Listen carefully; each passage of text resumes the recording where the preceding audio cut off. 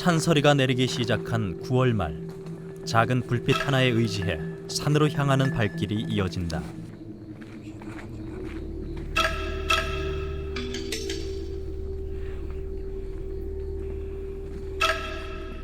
신발마저 신지 않은 채 산을 오르는 이 사람에겐 어떤 사연이 있는 걸까?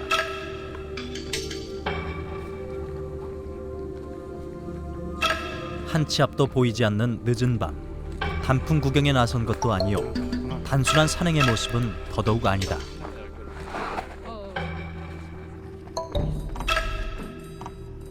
짊어진 짐이 예사롭지 않은 이 사람, 이 어둠 속에서도 어디로 가야 할지 잘 알고 있는 듯 발걸음도 익숙하다.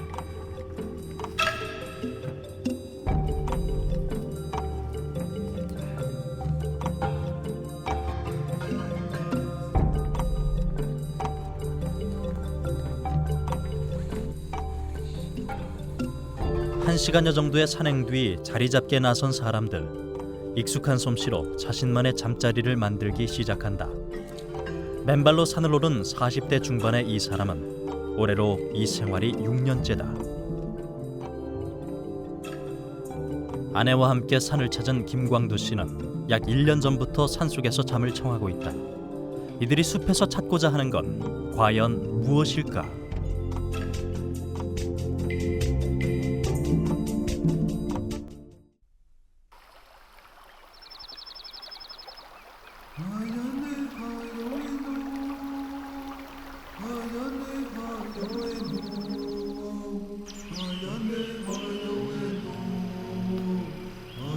여기는 강원도 원주의 한 숲속이다.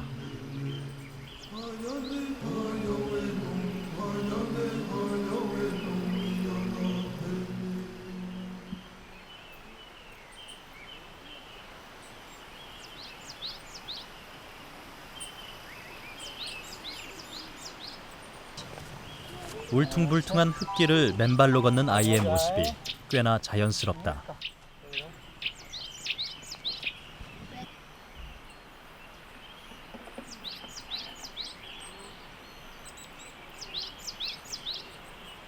이곳에선 나이를 막론하고 너나 할 것 없이 맨발 산행을 한다.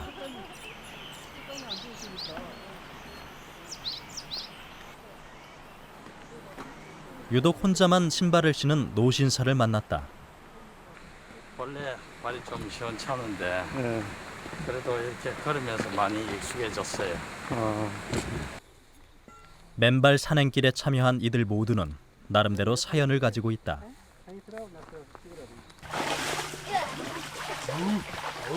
이들이 산행 뒤 빠뜨리지 않고 꼭 하는 것들 중 하나가 바로 냉수 목욕이다.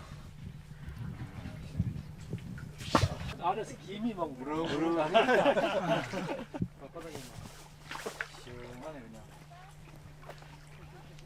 깊은 산속에서 냉수 목욕을 할 수 있기까지 그 과정은 그리 녹록지 않았다.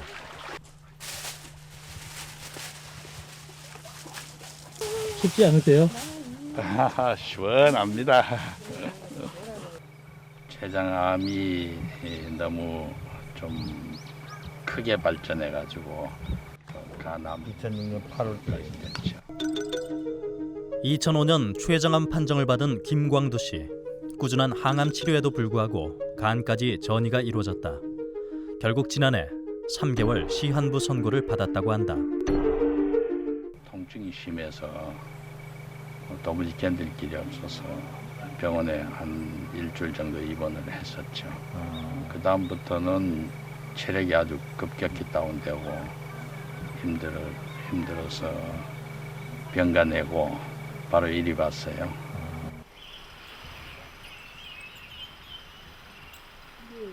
제대로 걷지도 못했던 그가 다시 일상생활로 돌아갈 수 있었던 건 숲생활을 시작한 지 꼭 1년 만이다.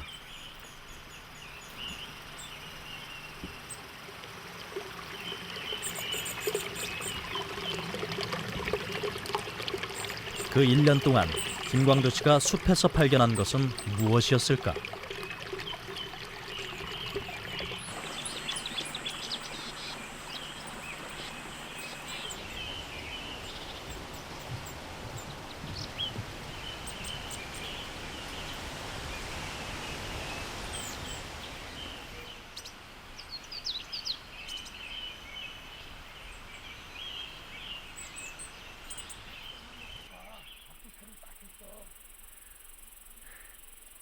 정상적인 생활이 가능한 요즘도 잠은 꼭 숲에서 잔다고 한다. 이 텐트 친 지는 네. 올 3월부터 쳤죠. 잠자는데도 이렇게 순환계통의 문제가 꽤 많이 있었던 것 같아요. 여기 오면서 나름대로 이제 점차로 개선돼 가고 있다고 보고요. 제가 고등학교 한 2학년 때부터 그랬습니다. 고등학교 2학년 때부터 위장이 안 좋아가지고 계속 거의 위장약으로 살다시피 했으니까요. 위염, 위궤양, 십이장 같이 복합적이니까요. 심했을 때는 학교를 못 갔습니다.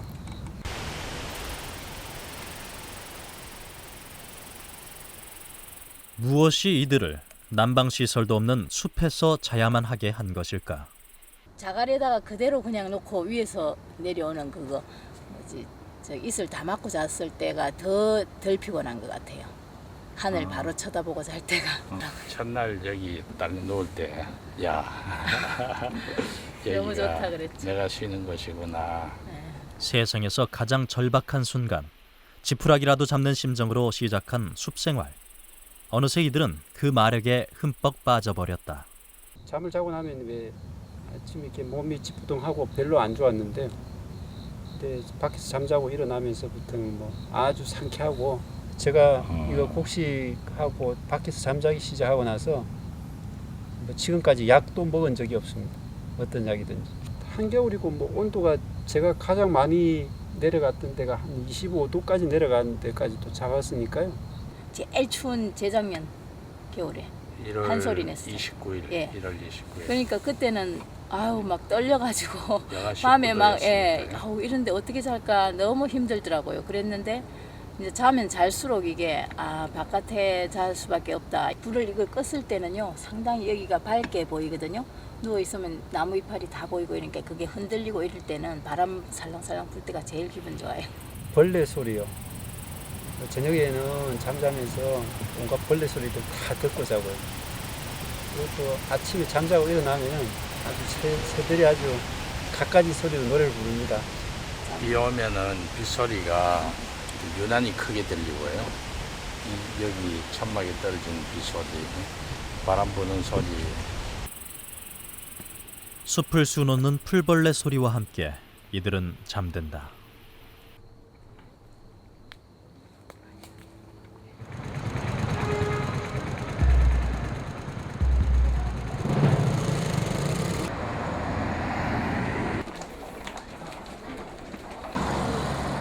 쉴 새 없이 뿜어져 나오는 배기가스와 신경을 자극하는 소음들로 가득한 도심 한복판.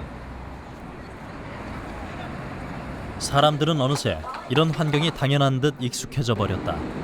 그 와중에 본인도 모르게 조금씩 새로운 질병에 노출되고 있다.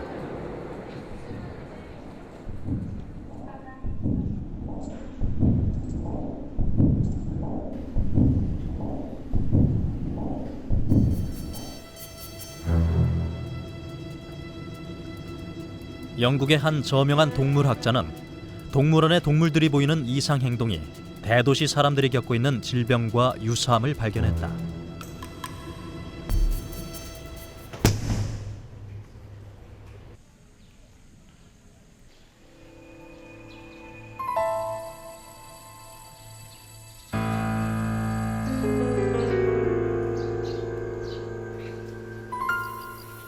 우리 속에 갇힌 이들의 모습에선 천하를 호령했던 밀림의 제왕, 호랑이의 모습을 찾아보기 힘들다.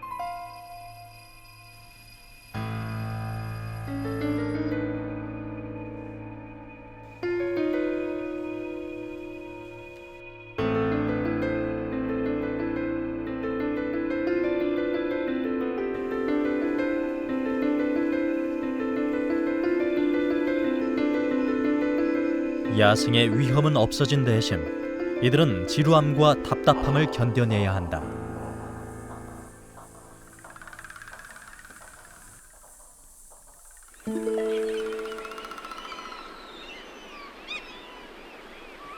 동물원의 동물들도 한때는 이런 곳에서 살았다.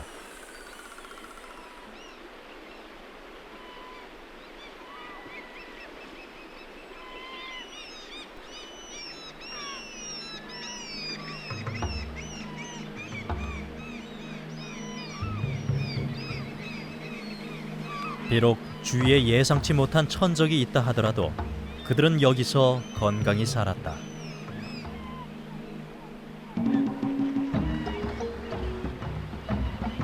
생존에 대한 에너지를 마음껏 발산하면서 그렇게 살았다.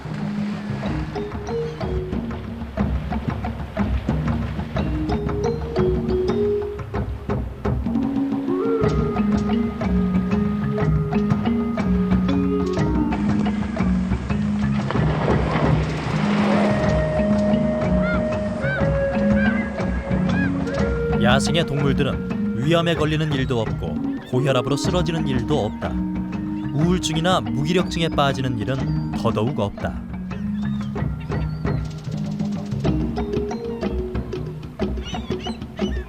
하고 싶을 때 할 수 있는 자유가 있고 그것을 모두 받아주는 숲에서 살고 있기 때문이다. 그 옛날 인간의 조상들이 살았던 곳도 이와 그리 다르지 않았으리라. 인류 전체 역사를 놓고 보면 우리 선조가 이렇게 살았던 기간은 약 98%에 해당한다. 숲에 대한 향수가 DNA에 깊이 박혀 있는 것은 어쩌면 당연한 것이 아닐까. 그러나 인류 전체 역사에서 2%도 채 안 되는 기간, 사람들은 생활의 터를 너무 많이 바꿔놓았다. 사람들은 스스로를 거대한 인간 동물원 속에 가둬놓기 시작했다. 그 속에서 사람들은 조금씩 병들어간다.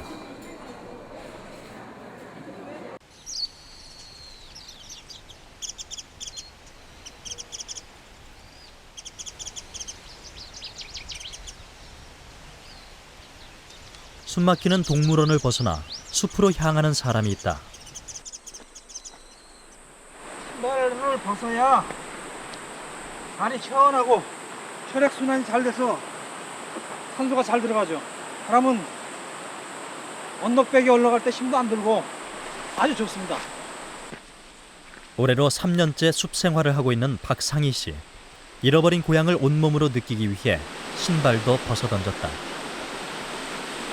박상희 씨 또한 한때 몸속에 큰 병을 지니고 있었다.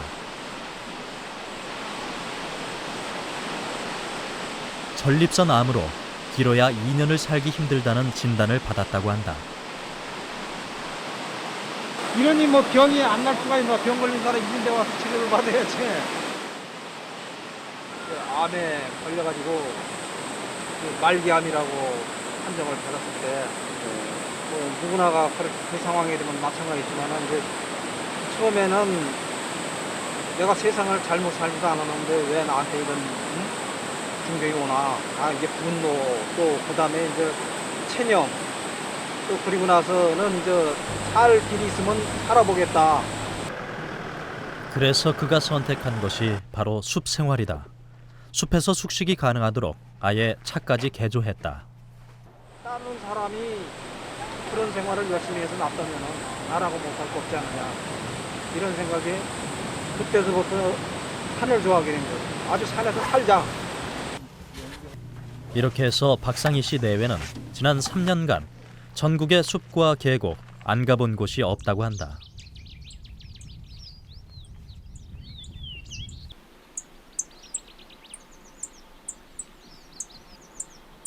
산행 뒤에 인터넷으로 잠시 가족들과 소통하는 것이 유일하게 남은 속세와의 끈이다.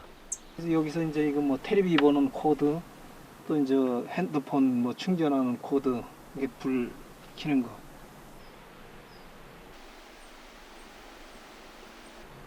낮에 찍어온 사진들을 정리하는 것이 최근 새롭게 생긴 또 하나의 취미다. 박상희 씨가 이렇게 숲 생활을 할 수 있기까지 부인의 이해 또한 큰 몫을 차지했다. 저도 뭐 이하고 비슷하게 했죠. 똑같이. 뭐 영하 15도 되는 데서도 자고. 처음엔 힘들었죠. 잠 한숨 못 잔 날도 있었죠. 처음 시작해서는. 한숨도 못 잤는데요. 피곤한 건 뭐 없었어요.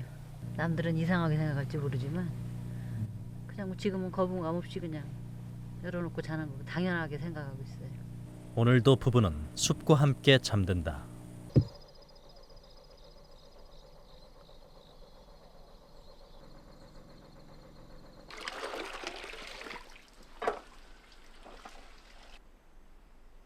박상희 씨 부부의 하루 일과는 단순하게 시작한다. 새소리, 바람소리에 눈을 뜨고 나면 마른 곡식으로 간단하게 식사를 한다. 맵고 짠 국과 찌개류 대신 통밀로 만든 빵과 고구마 그리고 과일 몇 조각이면 아침 식사로 충분하다. 이들은 숲에서 특별히 무언가를 하려고 하지 않는다. 고요함 속에 전해지는 숲의 소리를 따라 산책을 할 뿐이다. 이런 자연 속의 산새 소리, 물소리 이런 소리 들으면 아무 생각이 없고 근심 걱정이 없어지고 스트레스에 받을 수도 없고 딱 이런 것이 살 길이다. 그래서 지금까지 약 3년간 이런 생활을 계속하면서 나도 모르게 체력이 많이 단련이 된 거예요. 그래서 금년 5월 달에는 설악산 대천봉도 등정을 했고 그가 암을 완전히 극복했는지는 아직 모른다. 이렇게 산을 오를 수 있게 된 것만으로도 충분히 감사하며 지낼 뿐이다.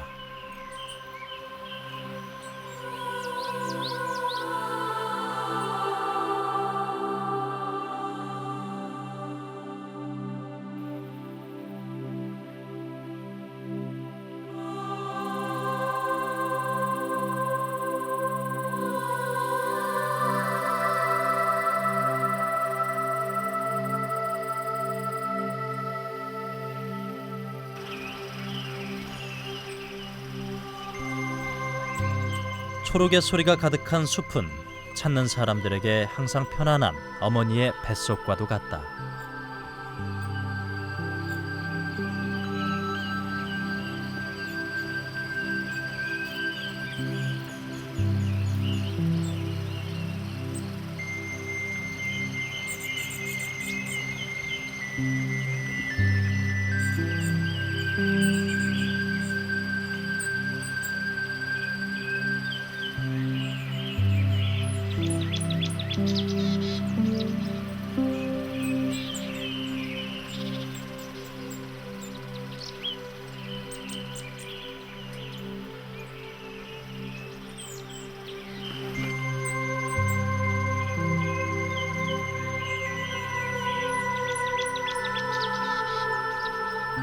경기도 양평의 한 야산에 가면 자주 볼 수 있는 한 아이가 있다. 예전에 우울증이었어, 우울증. 좀 만성적이라고 심하게 나왔었고, 그래서 만성 극장애와 주의 집중력 장애를 동시에 받았어요. 충격이 컸죠. 그 시기가 뭐 부부간의 일도 있었던 그런 시기고, 학교에서도 제가 이제 그 조기 입학을 해서 좀 작았어요. 다른 아이들보다. 그래서 이제 좀 큰 아이들한테 좀 놀림을 당하거나 아니면 약간 무시를 당한 거예요. 어린 나이에 많은 것을 감당해야 했던 이 아이가 심한 우울증과 집중력 장애를 겪기 시작한 것은 약 4년 전부터다. 마음이 맨날 불안정해가지고요. 눈도 되게 많이 깜빡거리고 어쩌다가 캐칭 같은 것도 진짜 많이 나오고 학교에서 맨날 공부가 집중 안 되니까 그냥 그림 그리거나 맨날 그래서 수업이 성적이 엄청나게 떨어졌죠. 정신병원에 들어가면 환자가 되겠구나 싶은데 그 약이 뭐 수면제 같은 그런 게 들어있겠죠? 아이가 완전히 흐릿한 거예요. 정말 무슨 그 생명이 쏙 빠진 것처럼 시들은 꽃 같은 거예요, 얘가. 눈동자는 죽어있는데 그냥 로봇처럼 움직이는. 정말 막 갈등이 되고 많이 울었어요, 그때. 제가 좀 몹쓸 짓 하는 것 같아가지고. 결의 엄마가 약물 치료 대신 선택한 것은 숲이었다. 그 소리가 너무 좋은 거예요. 산에서 나는 소리. 산에 가만히 있으면 바람 소리, 그 나뭇잎 소리. 마음이 불안정하고 그러잖아요. 근데 그런 게 없고 우울증 같은 것도 없어지고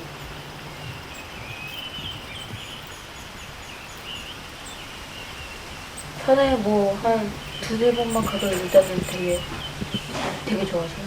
올라갈 때랑 내려왔을 때가 아이가 얼굴이 정말 틀려요. 예전의 밝은 웃음을 되찾은 결연의 가족에겐 또 하나의 비밀이 있다. 잠을 잘 못 자요. 둘 다 자다가 잘 깨는데 깨면 엄마 거기 있어요?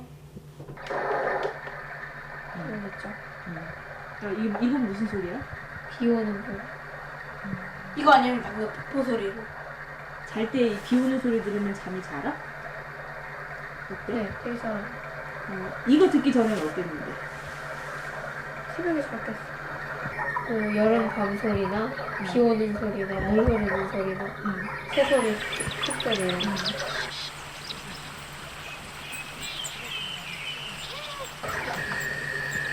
이게 잠잘 때는 편해요. 불면증 증상을 보이던 동생 가흔이 숲의 소리 덕분에 깊은 잠을 잘 수 있게 됐다고 한다. 공부할 때 오빠가 TV 틀고 있어도요. 그냥 그렇게 TV도 신경 안 써요. 그렇다면 결애와 가은이에게 숲이 과연 어떤 영향을 미쳤을까? 숲의 소리와 도시 소음을 들었을 때 뇌파가 어떻게 달리 나타나는지 알아보기로 했다.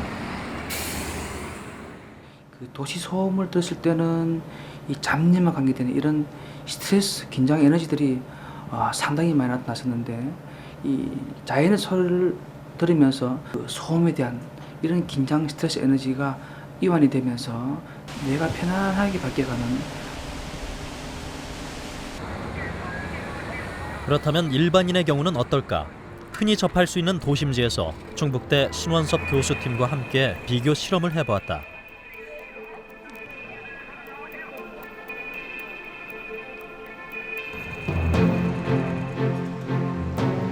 복잡한 도심지 거리를 바라보는 것만으로도 각종 스트레스 지수와 뇌파가 어떻게 나타나는지 먼저 측정해 보기로 했다.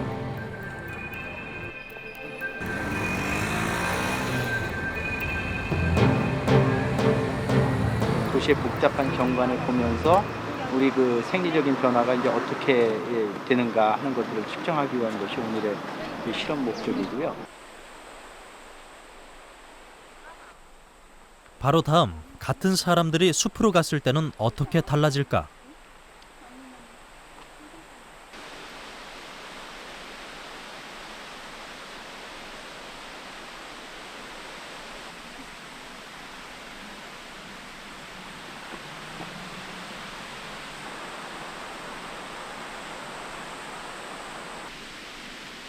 약 30분 정도 숲길을 산책한 뒤 같은 항목을 다시 측정해 봤다. 그 결과 예상했던 것보다 훨씬 더 큰 변화를 확인하게 됐다. 그 생리적으로도 여러 가지 변화가 측정되는 것을 알 수가 있었습니다. 뭐 특히 스트레스와 관련되는 여러 가지 맥박 또는 그 혈압, 또 코티졸 양 이런 것들이 이제 뭐 급격하게 이제 낮아지거나 변화하는 것을 이제 볼 수가 있었고요. 또 특히 이제 심리적으로 이 안정된 상태에서 나타나는 알파파가 있거든요, 뇌파. 이런 것들의 이제 증가가 도시보다 이제 확연히 높아지는 것을 저희들이 볼 수가 있었습니다. 그렇다면 아직 태어나지 않은 태아에게는 어떤 반응이 나타날까? 제작진은 전문가의 도움을 받아 임산부에게 새소리, 바람소리, 시냇물 흐르는 소리가 담긴 숲의 소리를 들려주었다. 잠시 후 놀라운 변화를 확인할 수 있었다. 그때까지 잠잠하던 태아가 눈에 띄게 움직임을 보이기 시작한 것이다. 다른 산모에게는 새 소리를 들려주었다.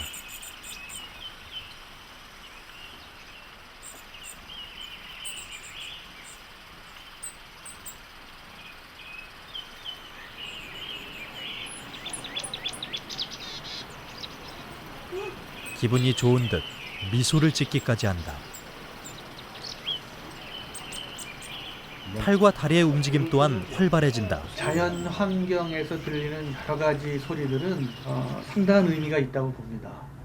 이 음악을 연구하는 분들은 자연 속에 있는 리듬을 F분의 1이라고 하는 진동으로 표현을 하는데 그 F분의 1이라는 아주 미세한 흔들림이 자연의 소리의 근본이라는 것이죠. 예를 들면 파도 소리, 바람 소리, 풀벌레가 이렇게 지저귀는 소리, 또 그 시냇물이 졸졸 흐르는 소리, 이런 소리는 우리가 아무리 들어도 지루하지가 않죠. 왜냐하면 자연 속에 들어있는 그 미세한 리듬 때문에 그런 거예요.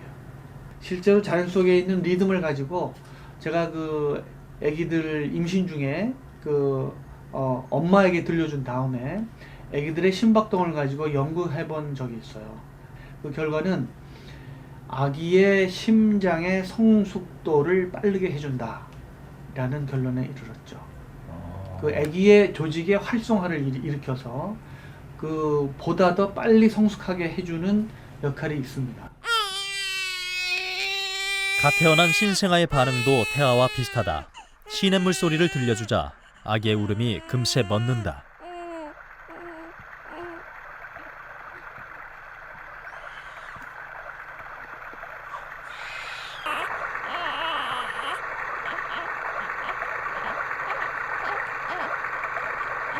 여러 소리가 복합적으로 섞여 있는 숲의 소리는 엄마 뱃속에서 들었던 소리와 아주 흡사하다.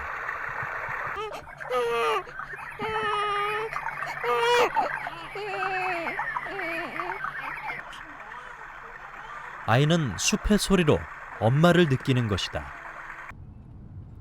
숲의 치유력에 대해 우리보다 앞서 연구하고 있는 일본에선 숲의 소리에 대한 연구도 활발하다. 요코하마의 한 숲속에서 자연의 소리를 채취하고 있는 숲소리 전문가 덴다 후미오시 씨를 만났다.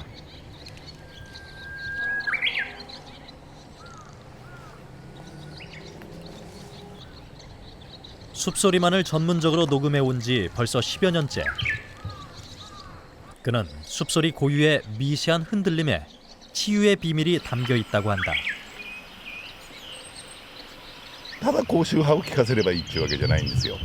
その割合なんですね。それから一つは揺らぎを持ってること。自然の揺らぎを持ってるっていうこと、その割合。 그가 만든 숲소리의 효과가 알려지면서 주위 사람들이 새삼 그 소리에 주목하기 시작했다. 山の中がすごいパーッと。ホトトギスというかウグイスの声だったんですよ、ホーホケキョっていう。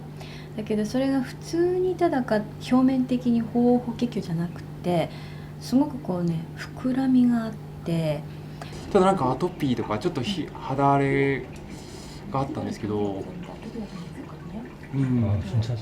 なんか肌がツルツルにある時点から音楽に聞こえてくるんですね。で音楽にちゃんと聞こえるようになって随分体が変わったりとか。 제작진은 자연의 소리를 물리적 진동으로 변환시켜 치료에 활용하고 있는 한 테라피 센터를 찾았다. 오랫동안 극심한 스트레스에 시달렸다는 한 일본 영화 배우를 만났다. 例えば首が肩が凝ってたりとかするところなんかに違和感最初あるのに、それがふってなくなってなぜか血が通う。 소리는 원래 진동이다. 다만 우리가 느끼지 못할 뿐이다.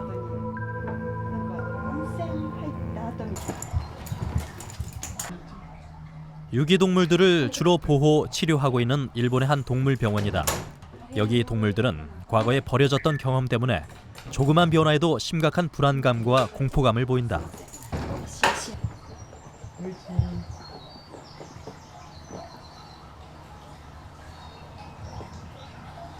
うちみたいな子はもともとちょっとそういうレスキューされた経緯もあって、心に病んでる部分があるので、まずはその環境で普段の生活の中で安心して暮らせるという状況を自然の音で作ってあげている。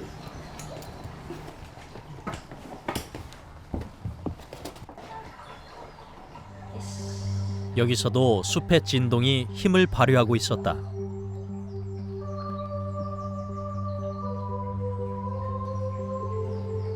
낯선 사람의 작은 움직임에도 심한 거부감을 보이던 이 개도 숲의 진동이 느껴지자 이내 차분해졌다.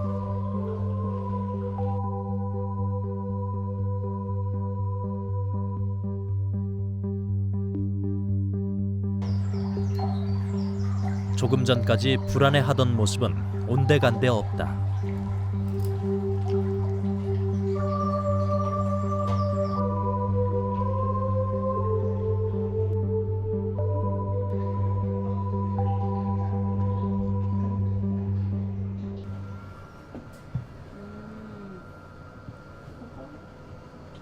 숲의 진동은 동물들에게 정서적인 치유에만 국한된 것은 아니다.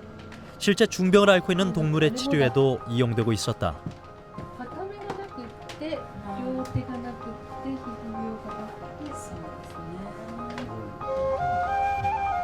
수의사는 3년 넘게 보살피고 있다는 한 고양이를 보여주었다. 앞다리가 보이지 않았다. 혈액순환이 안 돼 썩어 들어가 할 수 없이 2년 전에 잘라냈다고 한다.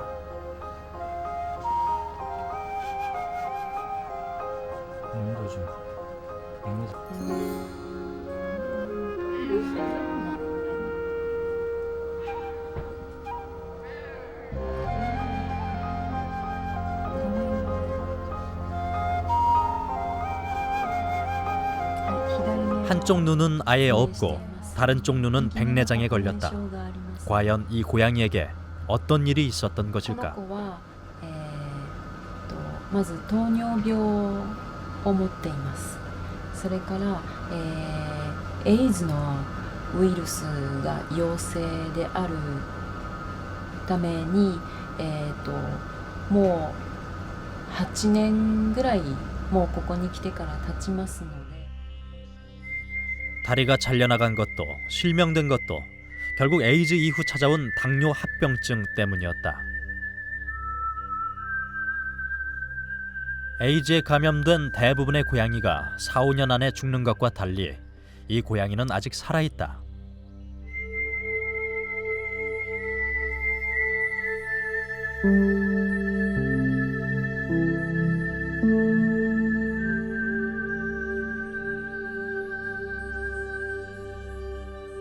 숲의 진동이 혈액순환을 도와주고 면역력을 올리는 데 역할을 한 결과라고 수의사는 말한다.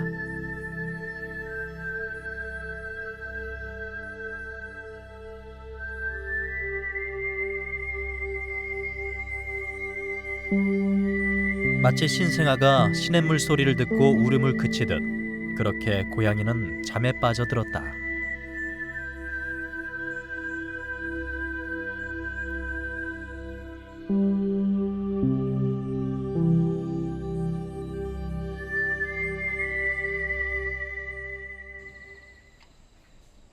여기는 경기도 과천에 위치한 한 동물원이다. 이곳에서는 무기력증을 겪고 있는 동물들에게 색다른 시도를 하고 있다. 일명 야생성 복원 프로젝트다. 이 안에 이제 뭐 찐득찐득한 거, 침팬지가 좋아하는 달콤한 거 같은 걸 이제 넣어갖고 이 안에 이제 꽂는 데가 있어요 또. 거기다가 6, 7개 정도 꽂아 놓으면은 막대기 갖다 이제 자기네들 찍어 먹죠 이렇게.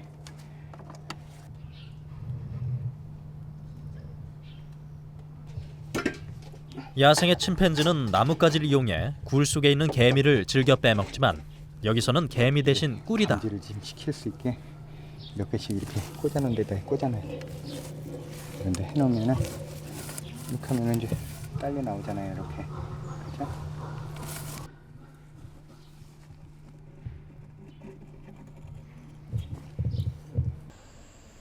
동물원에서 오랜 기간 지내온 이 침팬지들, 과연 어떤 반응을 보일 것인가?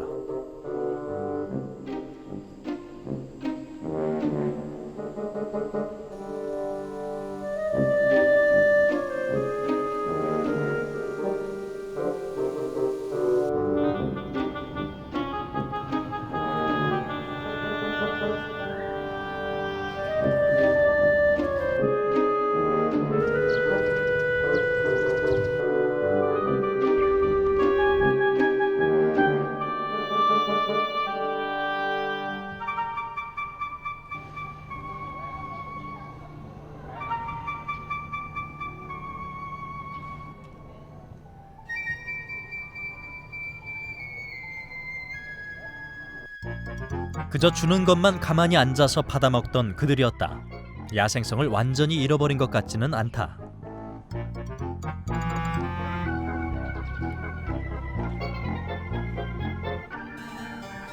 작은 나뭇가지가 소용이 없자 좀 더 굵은 나뭇가지로 다시 시도해본다.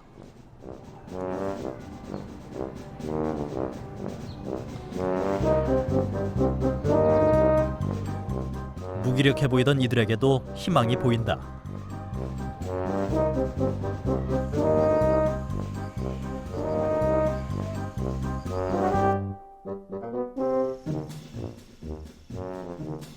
호랑이들도 차츰 생기가 돌기 시작한다.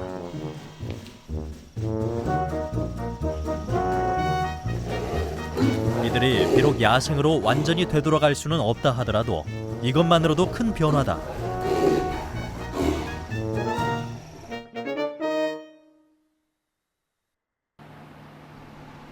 경기도 남양주에 위치한 한 요양원. 하루 2번씩 근처 숲속으로 향하는 발걸음이 있다. 이들은 도시로부터 이곳까지 저마다 다양한 짐들을 지고 왔다. 우울증과 알코올 중독에서 암에 이르기까지.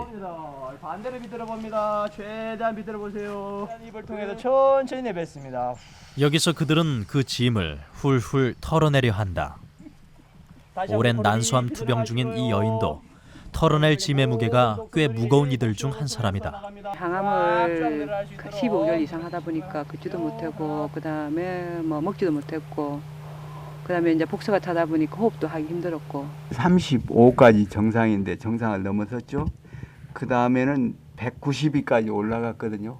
그러니까 암 활동이 막 심해진다는 뜻이죠. 막 전이가 돼가지고 복수가 차고 이제 복수를 빼니까 피가 나오고 그러니까 복강내 출혈이 된다는 얘기입니다. 그래서 그분이 오래 못 살 줄 알았습니다.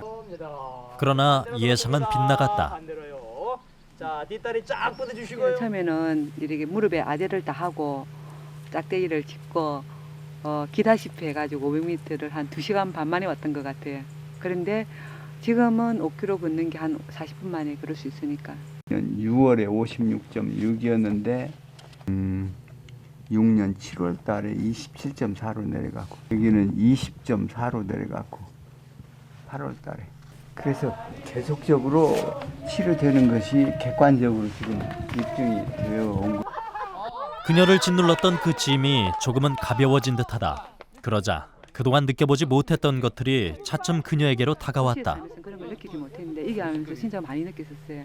그리고 자연이 주는 건지 뭔지 공기가 주는 건지 뭔지 그리고 이게 들꽃 핀 이게 뭔지를 진짜 애지르게 느끼셨어요. 이미숙 씨가 숲에서 한 것은 결코 특별한 것이 아니었다. 그저 숲이 주는 맑은 공기와 햇빛 그리고 청명한 소리를 온몸으로 느낀 것뿐이다. 그렇다면 이미숙 씨를 여기까지 이끈 숲의 여러 요소 중에 소리에는 무엇이 담겨져 있는 것일까? 제작진은 요양원 근처 숲에서 특수 마이크로 녹음해 소리 전문가에게 분석을 의뢰했다.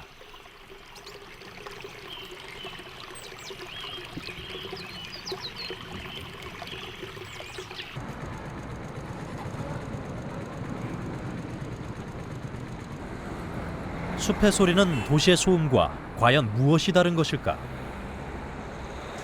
자연의 소리는 주로 이렇게 중음, 고음이 전반적으로 다 나타나는 이런 구조예요. 밝은 부분이 이런 고음 쪽이 많이 모여 있고 중음도 있고 있으니까. 근데 소음은 고음 쪽은 거의 없고 주로 우리가 잘 듣는 한 2000Hz 이내 부분에 다 몰려 있다는 것이죠. 저주파 부분이 강하다. 또는 중주파, 고주파가 원활하게 나온다. 이거는요. 우리 그 감각기관으로 봤을 때 모든 부분을 다 이렇게 마사지 해줘야, 즉 청각의 모든 부분을 이게 건드려줘야 사람이 시원함을 느끼고 뭐 어디 불편함이 없는데 특정 저주파 영역만 감각을 계속해서 건드려주고 있게 되면은 이 부분이 심심하고 그러기 때문에 이 감각기능 자체적으로 보면은 상당히 답답함을 느끼게 되고 또 우울증에 빠지게 되고 막 그런 소리들이 주는 게 굉장히 너무 마음이 편안하고 너무 좋더라고요. 어떤 소리보다 막 뛰어노는 거예요. 눈은 막 깜빡이면서도 막 뛰어노는 거예요. 그래서 나는 과연 어떤 거를 더 원하는 걸까? 둘이 연년생이라 얘가 누나 같죠? 어떻게 보면 네. 뭐 제가 좀 동안이죠. 숲에서 되찾은 웃음. 이 아이에겐 무엇과도 바꿀 수 없는 소중함이다. 제가 이런 말을 못했어요.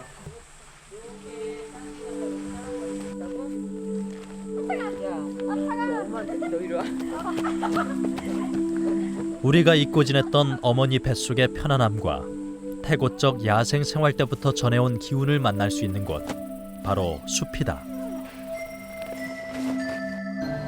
늘 이렇게 하루 끝나고 나면은 피로가 쌓여가지고 사람이 어떤 의욕이 없었는데, 제가 이제 매일 이제 일주일에 몇 번씩 이렇게 와서 산에서 자고 그리고 나서는 늘 활기가 넘칩니다.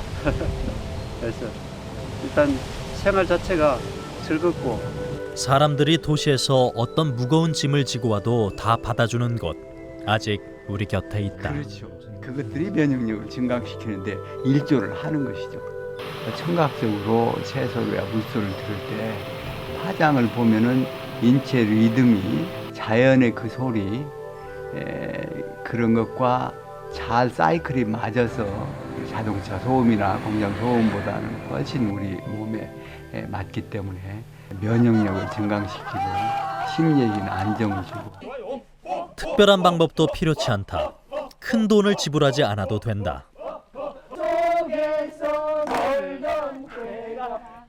우리가 자꾸 암 환자들 얘기하는 것은 당신이 면역을 올리는 치료를 병행하지 않으면 이건 해결책이 아니다.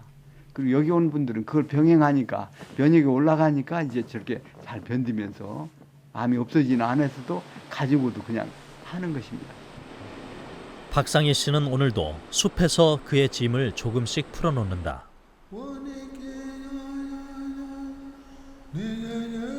그리고 작은 선물 하나를 받았다. 그것은 새로운 시작에 대한 가능성이다. 얼음 같은 물에서도 거뜬히 견딜 수 있는 힘을 주고,